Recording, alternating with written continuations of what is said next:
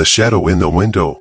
It was a quiet night in the small town of Ashford, the kind of night where the wind whispers secrets through the trees, and the moon casts eerie shadows on the ground. Sarah, a college student home for the summer, was alone in her parents' old farmhouse. Her parents had gone out of town for the weekend, leaving her with the creaky old house in her thoughts.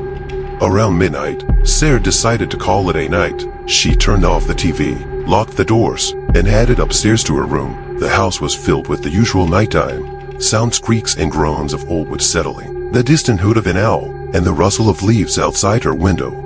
As she climbed into bed, Sarah couldn't shake the feeling that she was being watched. The hairs on the back of her neck stood on end, but she dismissed it as paranoia. She pulled the covers up to her chin, closed her eyes, and tried to fall asleep.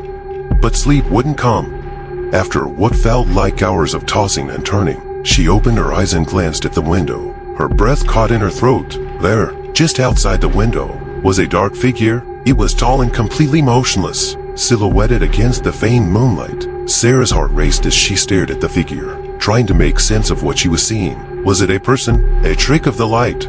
Suddenly, the figure moved. It stepped closer to the window, and Sarah could see the outline of a face cold, expressionless, and devoid of any features. She wanted to scream, but fear paralyzed her. The figure slowly raised a hand and placed it against the glass, almost as if it was trying to reach through the window to her.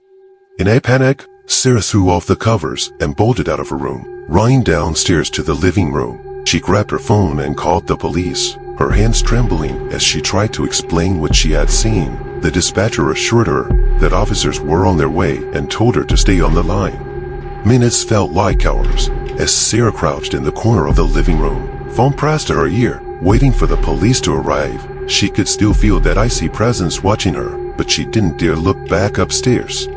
Finally, the sound of sirens cut through the silence, and Sarah heard a knock at the door. She ran to open it, relief flooding over her as she saw the officers standing there. They searched the property thoroughly, but found no sign of anyone outside the house. One of the officers noticed the open window in Sarah's room. He pointed out that the lock was broken, and that the window could be easily opened from the outside. Sarah insisted that she had closed and locked it before going to bed. The officers reassured her that the figure was likely just a trespasser trying to scare her, but they would patrol that area throughout the night. Before they left, one of the officers handed her a business card and told her to call if she noticed anything unusual. As they drove away, Sarah couldn't shake the feeling of dread that clung to her. She knew she had seen something more than just a trespasser. That figure, with its empty face and cold presence, wasn't human. That night, Sarah slept with the lights on, but she never truly felt safe again. Every time she closed her eyes, she saw the shadow in the window, its hand pressed against the glass, waiting for the moment when it would return. And deep down, she knew it would.